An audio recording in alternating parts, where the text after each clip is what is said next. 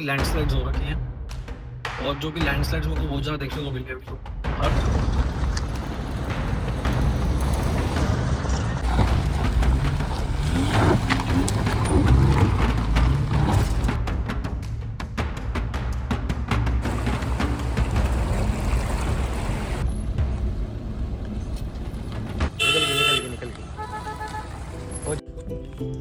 सो hey guys, एक बार फिर से आपका स्वागत है हमारे चैनल में।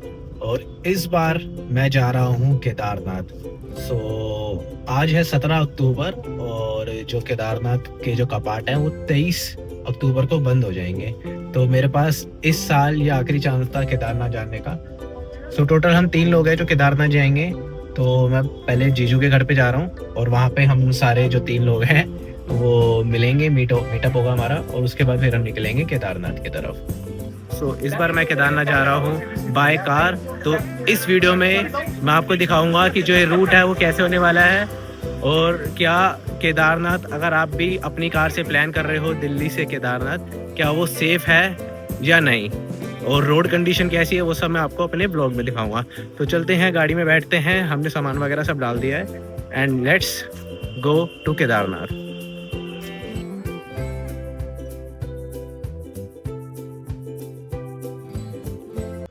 अभी हम आए हैं पेट्रोल पंप। तो एक बार टैंकी फुल कराते हैं और आपको बताते हैं कि कितने में हमारी टैंकी फुल हुई, और फिर चलते हैं अपनी जर्नी स्टार्ट करना। कर दो फुल। करंटली दिल्ली में जो पेट्रोल का रेट है वो है 94.81। तो मेन जो मुझे रिस्क लग रहा है ना केदारनाथ जाने का, वो है कि मेरी गाड़ी है सीडैन, और सीडैन में क्या रिस्क है कि जो ग्राउंड क्लियरेंस होती है वो बहुत कम होती है। तो लेट्स सी पहाड़ों पे कैसा रिस्पॉन्स करती है हमारी कार और हमें क्या क्या प्रॉब्लम देखने को मिलती है। तो ये फुल हो गया है हमारा टैंक। तो इसमें पहले से भी पेट्रोल था, इसलिए 35 लीटर डाला है। करते हैं अपनी जर्नी को बिगिन यहाँ से। चले चलो। अरे एक बार हवा भी डलवा लेते, है ना? हाँ डलवा लेते। तो रात के 12:45 हुए हैं और आप देख सकते हैं मैंने मैप लगाया अपनी घर के यहाँ से। तो जो रास्ता है वो है 457 किलोमीटर और टाइम लगेगा 10 घंटे 52 मिनट्स हमें पहुंचने में। तो जो हम रूट पकड़ने वाले हैं वो रूट होने वाला है दिल्ली से मेरठ एक्सप्रेसवे, मेरठ से हरिद्वार, और हरिद्वार से हम जाएंगे ऋषिकेश, और ऋषिकेश से आगे देवप्रयाग, श्रीनगर, रुद्रप्रयाग, और फिर हमारा आ जाएगा गौरीकुंड। तो लेट्स सी, मैप तो दिखा रहा है कि 457 किलोमीटर्स तय करने में हमें लगेंगे 10 घंटे 52 मिनट्स, बट वी नो कि अभी बीच में रुकेंगे भी और ट्रैफिक भी मिल सकता है हमें। तो हमें रियल कितना टाइम लगता है वो मैं आपको बताऊंगा इस ब्लॉग में। तो भाई हमने अपनी कर दी यात्रा शुरू। तो बोलते हैं जय केदारनाथ बाबा की जय हो।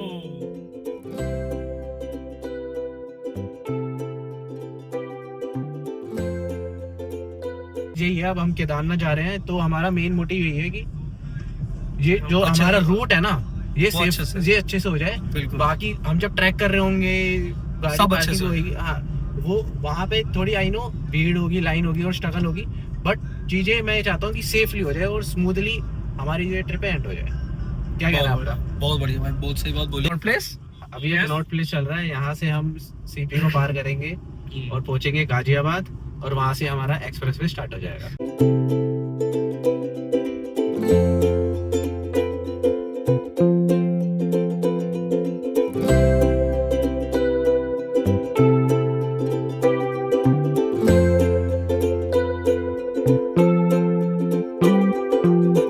हम चढ़ गए हैं दिल्ली मेरठ एक्सप्रेसवे में, और ये 100 किलोमीटर का कुछ एक्सप्रेसवे होने वाला है।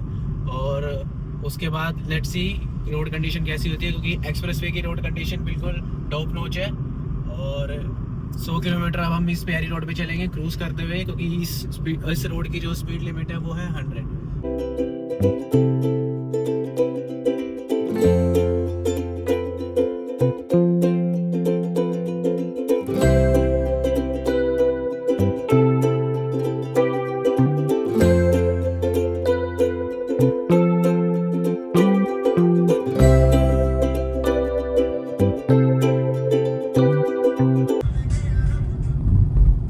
गाड़ी हमारी ऑलमोस्ट चल गई है 74 किलोमीटर, और हमारा आ गया पहला टोल। और 74 किलोमीटर के बाद हमारा आ गया है पहला टोल। इसको करते हैं क्रॉस एंड लेट्स सी इसका क्या चार्ज है।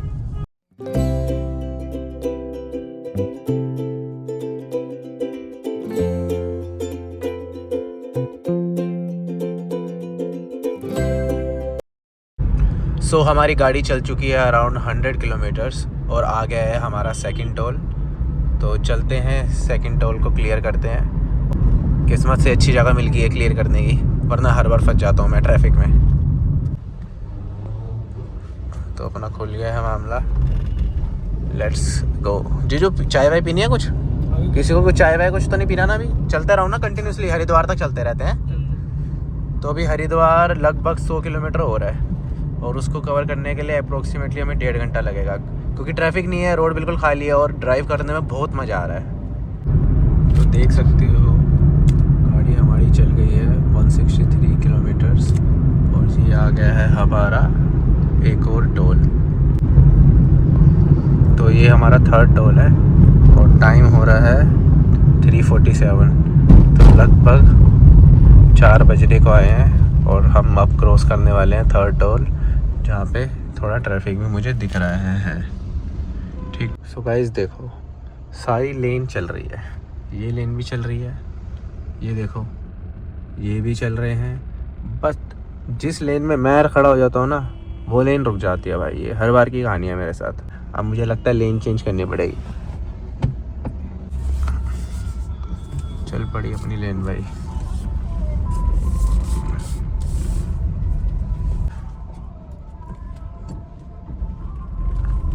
थर्ड टोल भी हो गया क्लियर। चल तो लगभग गाड़ी हमारी चल चुकी है 212 किलोमीटर और आ गया है हमारा फोर्थ टोल। तो इस टोल को भी हम क्लियर करते हैं। रिज्यूम। तो ये टोल हमने क्लियर कर लिया है। टाइम कुछ हो रहा है 4:45। सो अराउंड 5 बज रहे हैं और गाड़ी चल चुकी है हमारी 250 किलोमीटर और हम पहुंच चुके हैं हमारे हरिद्वार। तो अराउंड हमें 4 घंटे लगे हरिद्वार पहुंचने में दिल्ली से। चलते हैं ऋषिकेश की तरफ और लगभग गाड़ी चल चुकी है 227 किलोमीटर्स।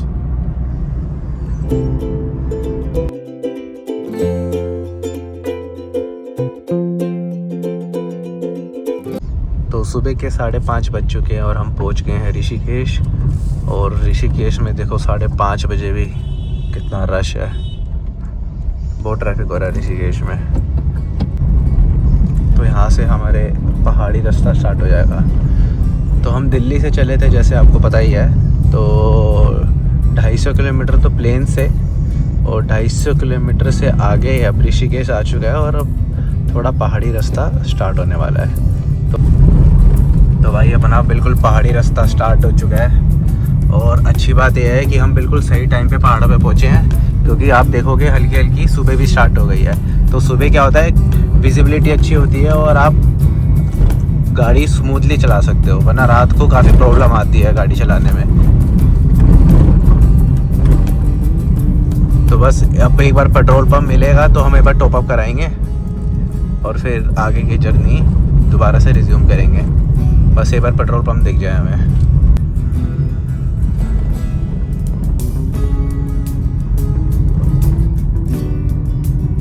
तो गाड़ी हमारी चल गई है 287 किलोमीटर।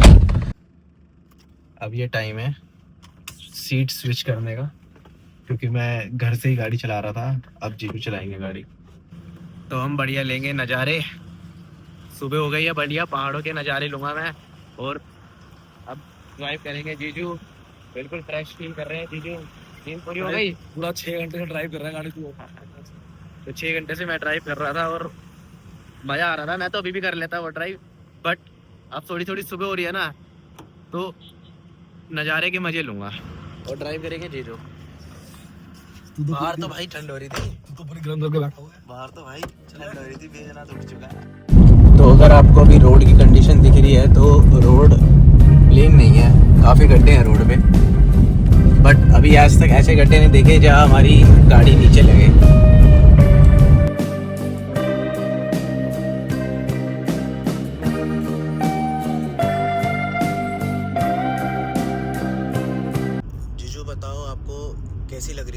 कंडीशन अभी तक?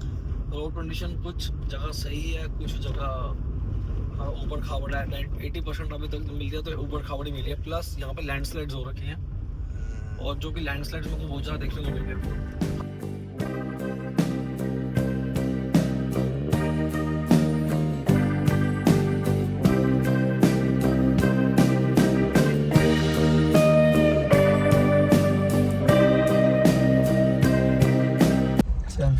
तो सुबह के 7 बजे हैं और हमारी गाड़ी चल चुकी है कुछ 300 किलोमीटर, और अब हम यहाँ पे टॉप अप करा लें एक बार पेट्रोल।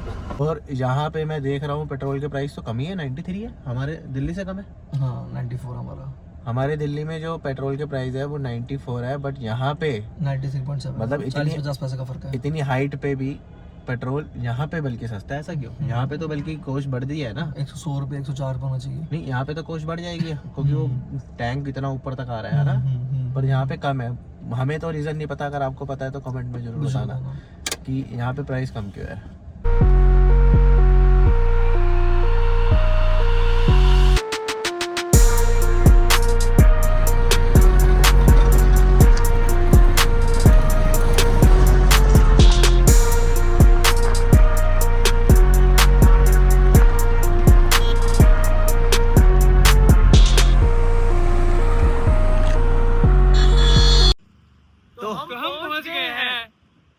देवप्रयाग संगम पे पहुंच गए हैं हम, और जो यहाँ से व्यू आ रहा है बहुत ही प्यारा आ रहा है। तो बाकी ये है भाई व्यू।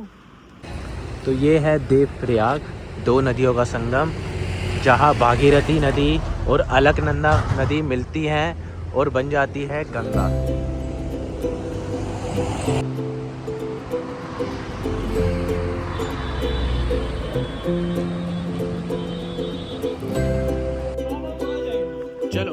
चलो लेट्स गो। चलो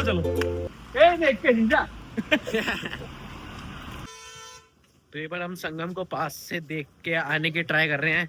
लेट्स सी कितनी पास जा सकते हैं हम संगम के।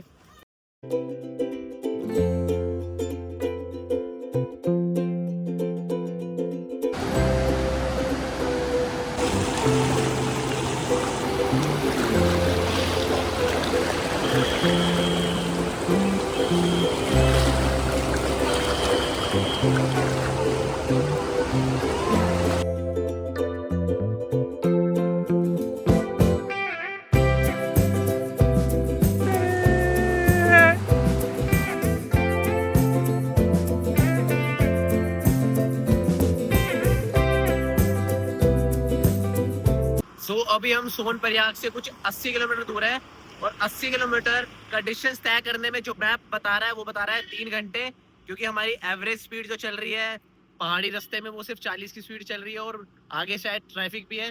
तो बट हमें एक बहुत प्यारा व्यू दिखा, बीच टाइप व्यू, तो इसलिए हम यहाँ रुक गए। ये कुछ ऐसा व्यू हमें दिखा है रास्ते में, तो अभी हम यहाँ रुक गए हैं। तो मैं यहाँ जाता हूँ और थोड़ा यहाँ पे 10 मिनट बैठते हैं, चिल करते हैं, और फिर दोबारा से कंटिन्यू करेंगे अपनी जर्नी को।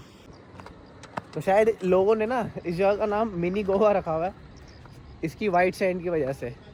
तो थोड़ी देर बैठते हैं यहाँ पे, व्यू को एंजॉय करते हैं, और फिर दोबारा से अपनी जर्नी स्टार्ट करेंगे। देखो व्यू, देखो कितना प्यारा व्यू है। ये अलकनंदा रिवर है।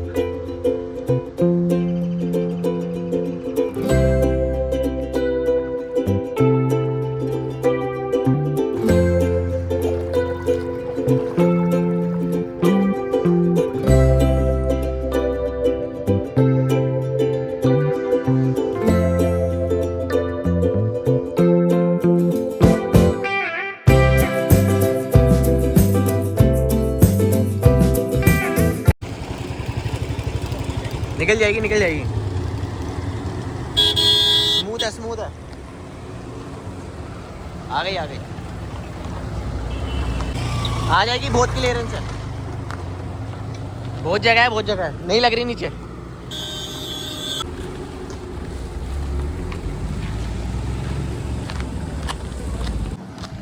तो पीछे का रास्ता बहुत ख़राब था, तो मैं उतर गया था ये देखने के लिए, क्योंकि हमारी सेडान है ना, लो प्रोफाइल गाड़ी है, तो नीचे लग सकती थी। बट इतनी तो क्लियरेंस थी कि नीचे नहीं लगी हमारी गाड़ी, और सेफली हमने क्रॉस कर दिया वो पैच। सो गाइस अभी तक तो ट्रिप बढ़िया चल रही थी, बट ऐसा पैच आ चुका है और अपनी होंडा सिटी की है ग्राउंड क्लियरेंस बिल्कुल कम, तो एक बार तो लगी थी नीचे, बट अब फिर से जा रहे हैं इस रास्ते में। ये देखो आगे आपको स्विफ्ट दिख रही है, फंसी हुई है इस जगह पे, बड़ी मुश्किल से निकल पा रही है और इस चक्कर में पूरा जाम हो रहा है। हमारी तो पक्का फंसेगी।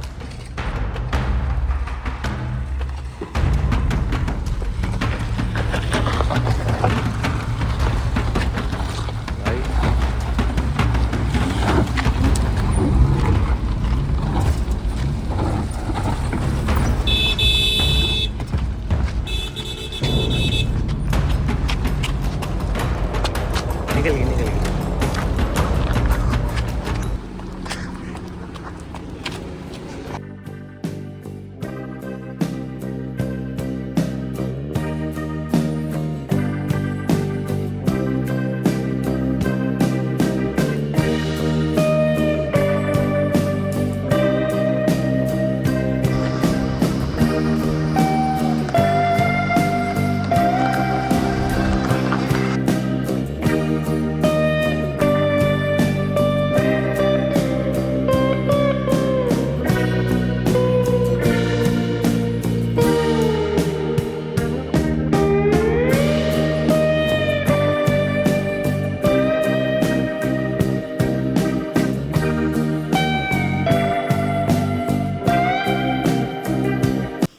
सो अभी टाइम हो रहा है 3:17 और हमारी गाड़ी चल चुकी है 435 किलोमीटर।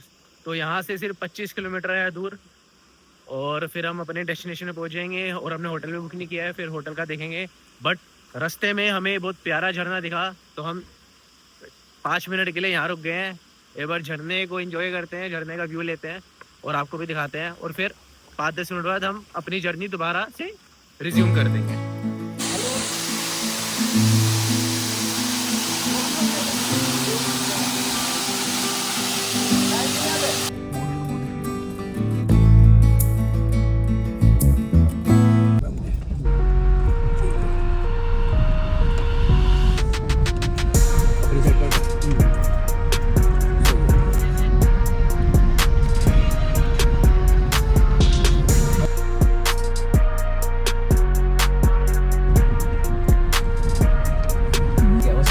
तो गाइस अगर आप भी अपनी कार से आने की सोच रहे हो तो आपको ऐसे कुछ रास्ते मिलने वाले हैं, तो थोड़ा सोच समझ के आना। बाकी दिक्कत नहीं है, निकल जाएंगे, बट थोड़ा सा केयरफुली करना पड़ेगा आपको चीज़ें। खतरनाक पैच आ रहे हैं, ये पैच तो फिर भी ठीक है, बट तो एक जगह पे बैक करनी पड़ेगी थी गाड़ी, एक बस के चक्कर में। हाँ बैक करनी पड़ेगी थी, प्लस अभी इसमें क्या है इतनी गहराई नहीं है गड्ढों में, तो अभी अपनी गाड़ी नीचे टच नहीं हो रही जमीन पे। बाकी अभी ऐसी जगह भी थी कि गाड़ी जमीन पर टच हो रही थी, बहुत मुश्किल से निकाली हमने। तो अगर अपनी कार से आ रहे हो तो ये थोड़ा, हाँ तो ये इसके लिए थोड़ा रेडी रहना।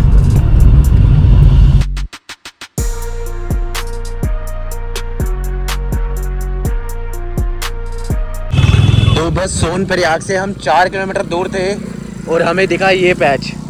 अब ये जो गड्ढा देख रहे हो आप, यहाँ पक्का हमारी गाड़ी लगेगी, बहुत ही मुश्किल से ले जाना पड़ेगा। अब शायद इनकी गाड़ी रुक गई है, क्या हुआ है, धक्का लगा रहे हैं, देखते हैं क्या सीन है।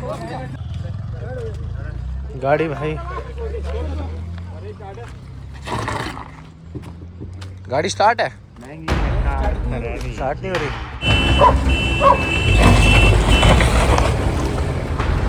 मैं तो ये सोच रहा हूँ हमारी गाड़ी कैसे निकलेगी यहाँ से।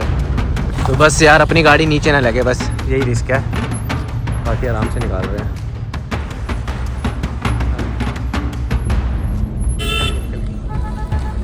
वो जो आगे। तो गाइस अपनी गाड़ी निकल गई बिना नीचे लगे। तो शाम के 4:30 बज रहे हैं और हम पहुंच गए हैं सोनप्रयाग। तो बस पार्किंग पे लगा रहे हैं और देखते हैं क्या रेट है पार्किंग का।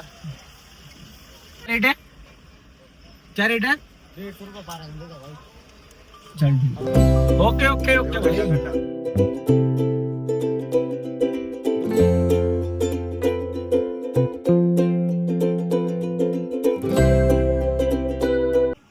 तो अगर आप भी अपनी पर्सनल व्हीकल से आ रहे हैं वो केदारनाथ, तो जो लास्ट स्टॉप आपका रहेगा वो रहेगा सोनप्रयाग का। क्योंकि सोनप्रयाग से आगे आपको केदारनाथ के लिए जाना है। उसके लिए आपको यहाँ की लोकल ही टैक्सी कह लो या वो जो चलती है यहाँ की लोकल कैब वो लेनी पड़ेगी आपको।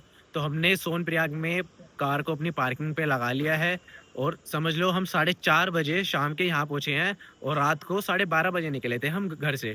तो अप्रोक्सीमेटली हमें टोटल 16 घंटे लग गए ट्रैवल करते हुए। बीच में हम रुके भी और काफ़ी रोड के पैचेस ऐसे भी थे जो काफ़ी ख़राब थे, जो आपको व्लॉग में दिखे जाएंगे।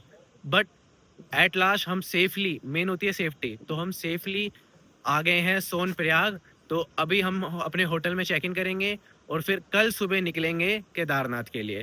तो स्टे ट्यून गाइस। और बाकी जो पार्किंग का चार्ज था यहाँ पे सोनप्रयाग में वो ₹150 था फॉर 12 आवर्स। तो हमें शायद 2 दिन हमारी गाड़ी यहीं खड़ी रहेगी, क्योंकि आज का पूरा दिन चला जाएगा, कल पूरे दिन ट्रैकिंग, फिर ऊपर कैंपिंग, फिर हम परसों नीचे आएंगे। तो 2 दिन तो हमारे जाने वाले हैं। तो लेट्स सी कितने घंटे होते हैं और हमारा टोटल कितना चार्ज लगता है। So thank you for watching guys, और मिलते हैं आपको नेक्स्ट व्लॉग में, जिसमें मैं केदारनाथ के बारे में पूरा आपको बताऊंगा और केदारनाथ का मेरा ट्रैक कैसे रहा वो आपको बताऊंगा। ऊपर हेलीकॉप्टर जाना